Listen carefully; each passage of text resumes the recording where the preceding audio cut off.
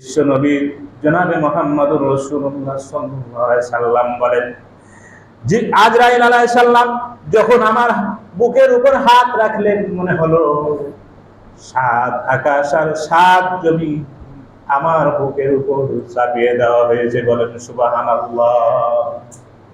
মৃত্যুর যন্ত্রণা কত কষ্ট।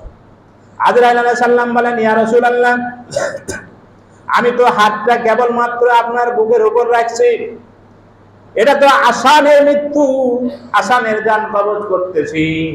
রাসূল করিম সাল্লাল্লাহু আলাইহি ওয়াসাল্লাম বললেন সাকরাতুল মাউত, মৃত্যুর যন্ত্রণা, মওতের যন্ত্রণা, মওতের শাস্তি হলো সবচেয়ে বেশি শাস্তি।